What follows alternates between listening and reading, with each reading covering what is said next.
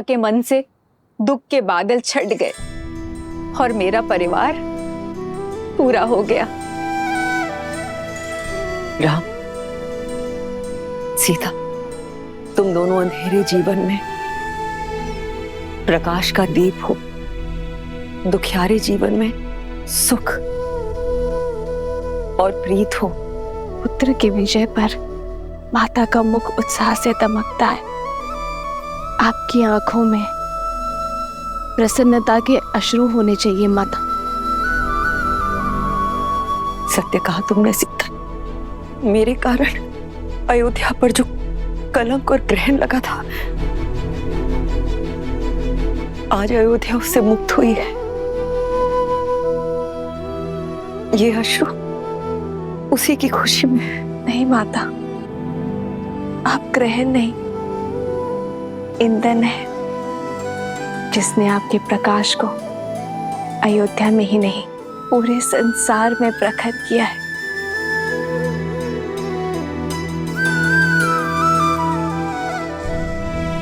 भरत भैया, सबके मन हल्के हो गए हैं।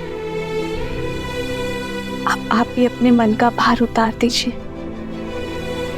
नियति के लेख का दंश माता को मत दीजिए भैया,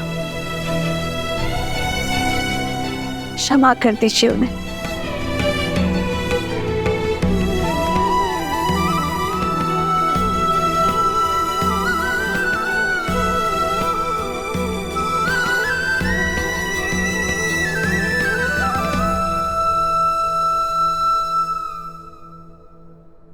देखी परिवार प्रभु अति भावुक भाए, सबहि प्रेमा बस आरती गाए। आगे सिया रामा सुख पाए, मनहु मोह माया मिटाए।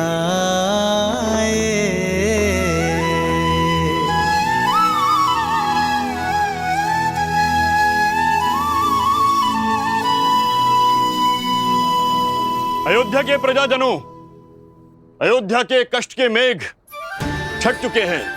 शीघ्र ही रघुकुल के दीपांकर महर्षि दशरथ जी के ज्येष्ठ पुत्र श्री रामचंद्र जी का राज्याभिषेक होगा।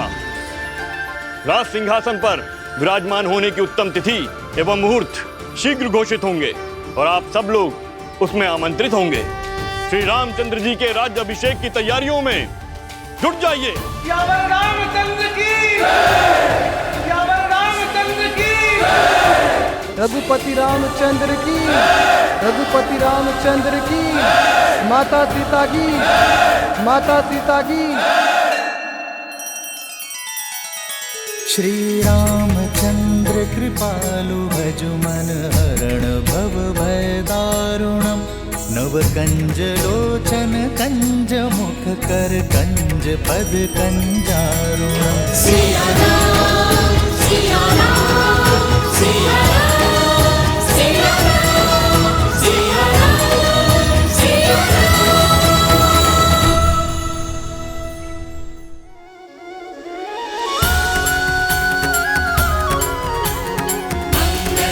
जय श्री राम, जय श्री राम, जय श्री राम, जय श्री राम।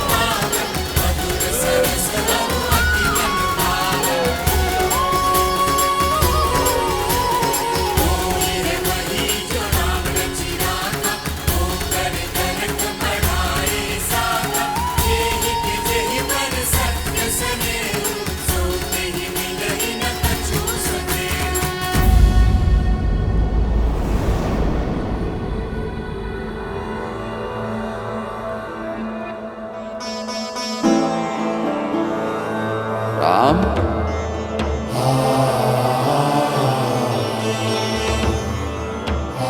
राम,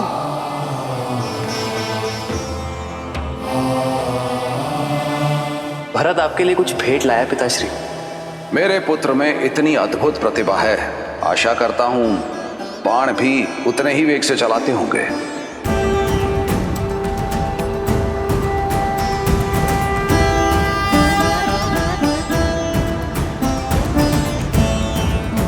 आपका राम लौटा है पिताश्री, अपना दायित्व पूर्ण करके।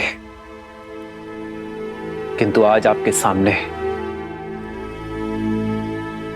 रावण का वध करने वाला योद्धा नहीं खड़ा है, अपने पिता की आज्ञा का पालन कर लौटा पुत्र खड़ा है।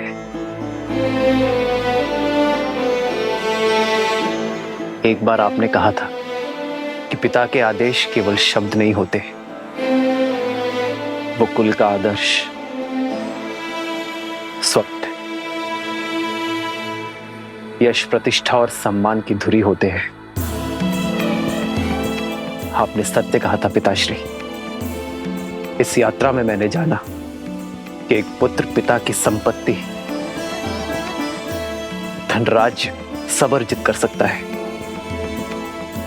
किंतु अमूल्य भेंट, वो विश्वास, वो मूल्य है जिन्हें उसके पूर्वजों ने स्थापित किया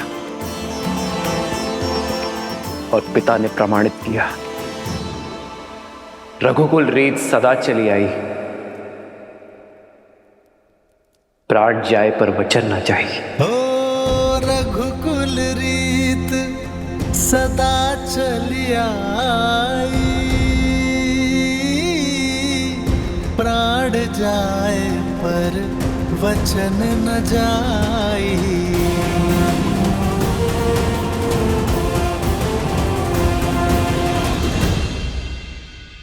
मित्र, इतना समय हम आपके साथ रहे, आप हमें जानते हैं और हम आपको। किष्किंधा वासियों के मन में इच्छा है कि हमें भी अयोध्या देखने का, जानने का सौभाग्य मिले। हाँ प्रभु, हम सबने अयोध्या के बारे में बहुत सुना है और अब प्रभु जानना चाहते हैं। अवश्य हनुमान, कुछ क्षण आप सभी विश्राम कर लीजिए, मैं स्वयं आप दोनों को अयोध्या भ्रमण के लिए ले जाऊंगा।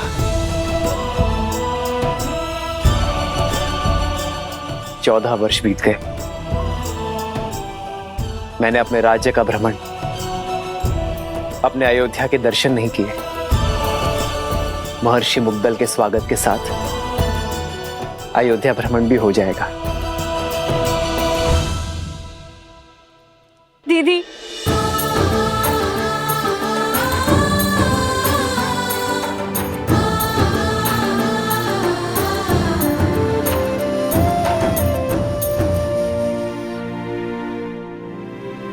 मुझे उर्मिला से मिलना है। कैसी है वो? कहाँ है वो? वो तो अब तक सोई हुई है, वर्षों से आंख नहीं खोली, अपने पति को दिए हुए वचन का पालन कर रही है।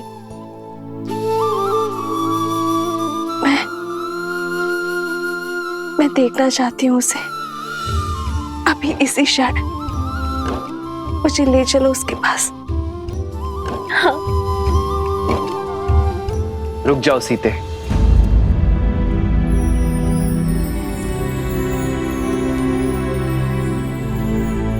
उर्मिला का प्रण पूरा होना अभी शेष है सीते। उर्मिला अपनी निद्रा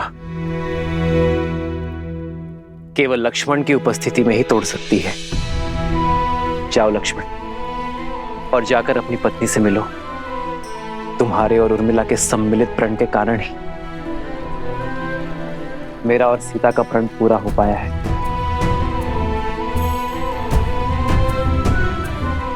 उर्मिला ने महल में रहकर इस घोर निद्रा का दंश भोगा है, किंतु अब सेवा और संकट का समय समाप्त हुआ मेरे भाई। अब तुम्हारा प्रथम कर्तव्य अपनी गृहस्थी संभालना है। ये शुभता पूर्वजों के गति के कारण आई है। जाओ लक्ष्मण, और उर्मिला को निद्रा से जगाओ।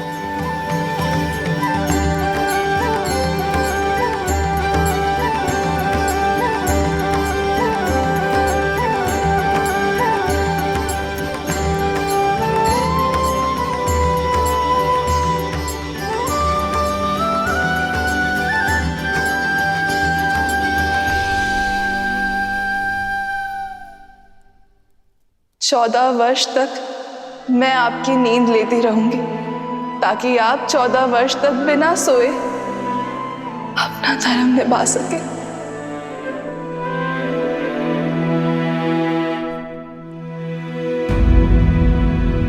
किंतु जो इतने वर्षों से नहीं जागी हैं, वो अभी जागेंगे क्या? मुझे तो बहुत घबराहट हो रही है। श्रुतकीर्ति, निद्रा 4 प्रकार के होते हैं: परिश्रम, मदिरा, मोह और दुख। परिश्रम से आई निद्रा सूर्य के प्रकाश से खुलती है। मदिरा से ऐसी निद्रा आती है जो चेतना के जागने से खुलती है। मोह की निद्रा ज्ञान प्राप्ति से खुलती है। और दुख से आई निद्रा मृत्यु का कारण बनती है।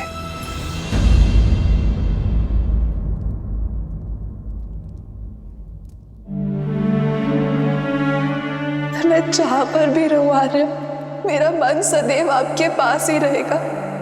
मेरी केवल एक ही इच्छा है आर्य, कि मैं जब भी अपनी आंखें खोलूं केवल आपको देखूं। उर्मिला,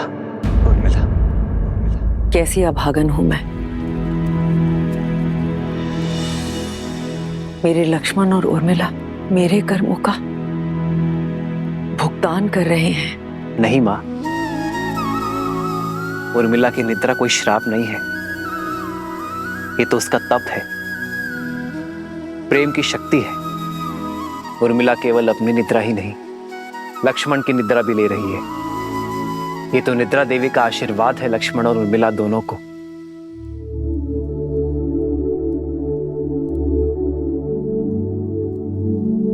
देखिएगा मां, लक्ष्मण के बुलाते ही उर्मिला अपनी निद्रा से जाग जाएगी। उठो उर्मिला, उठो उर्मिला, उठो उर्मिला। आंखें खोलो, देखो, आंखें खोलो, देखो, आंखें खोलो, देखो। मैं आया हूं, मैं आया हूं।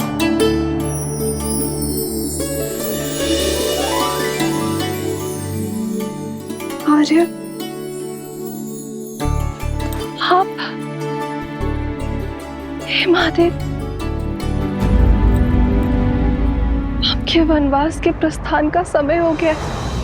आपके प्रस्थान हेतु सहायता करने के बजाय अपनी निद्रा पूरी कर रही थी।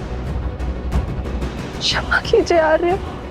कैसी क्षमा उर्मिला, अब किसी को कहीं नहीं जाना है।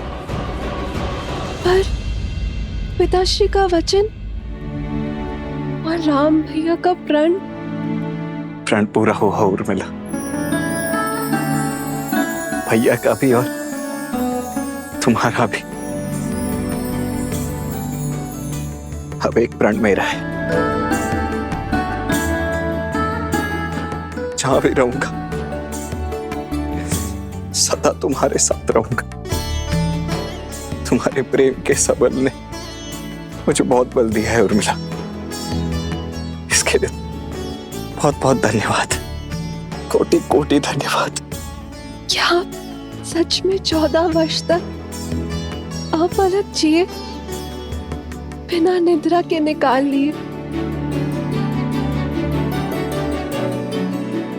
तुमने भी तो यहाँ 14 वर्षों तक बिना भोजन के बिताए हैं उर्मिला। तुम्हारी निद्रा ने मेरी थकान को हर लिया और मेरे भोजन ने तुम्हारे शरीर को पोषण दिया। दाम्पत्य जीवन का ये आदर्श, यही तो भैया ने हमारे माध्यम से संपूर्ण संसार को दिया है कि पति पत्नी दोनों एक दूसरे के पूरक होते हैं, जीवन के भी, प्राणों के भी और समर्पण के भी। और तुम्हारे समर्पण का तो कोई मूल्य ही नहीं है उर्मिला।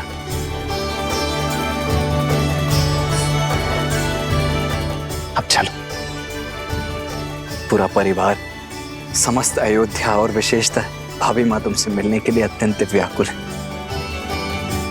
मैं भी आर्य। आओ दीदी,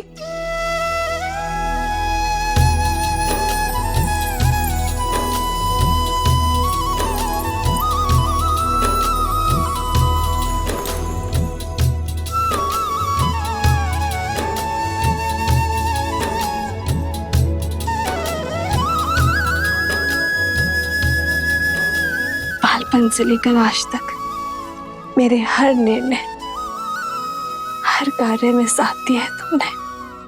और आप मेरे और मेरे पति के लिए, इस रघुवंश के लिए लक्ष्मण भैया को हमारे साथ भेज, एकांत का दंश भी झेल लिया तुमने।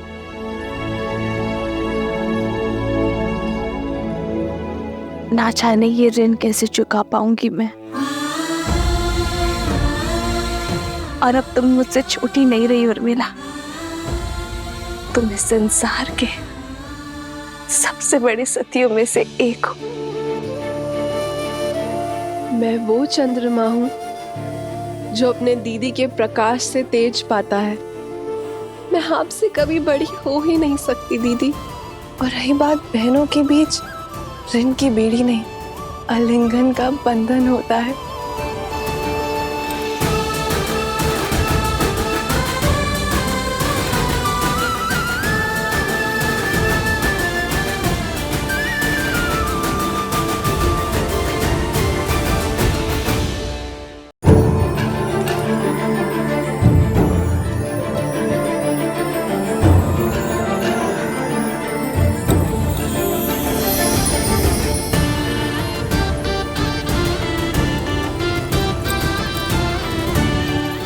बहुत प्यारा लग रहा है। ये कैसा है दीदी? अरे तुम सब यूं ही अब तक बातें कर रही हो। ऋषि मुद्गल के स्वागत की तैयारियां करनी है, वो आते ही होंगे। जी माता, वर्षों बाद बहनों से मिली तो कुछ स्मरण नहीं आया। मैं समझ सकती, जो पीड़ा तुम सबने भोगी है वो मेरे कारण ही तो है। नहीं माता, जितना कष्ट हमने सहा उससे कहीं अधिक आपने सहा। और शारीरिक कष्ट से कहीं अधिक मानसिक कष्ट होता है माता।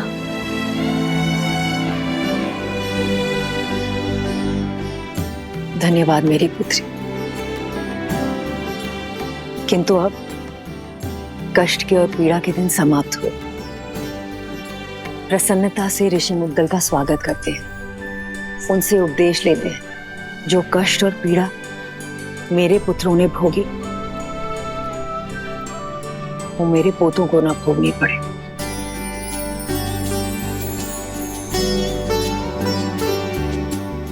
और अब तो केवल इसी समाचार की प्रतीक्षा है कि कब मुझे ये बताया जाए कि मैं मां से दादी बनने वाली।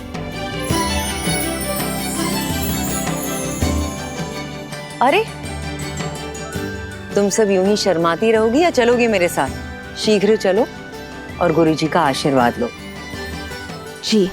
अयोध्या और श्री राम के जीवन से दुख का हर मेघ छट गया। अब सब शुभ ही होगा। इतनी शीघ्र भूल गए पुत्र? धूप छांव दिन रात की भांति ही, अच्छाई और बुराई भी सदा साथ ही रहते हैं।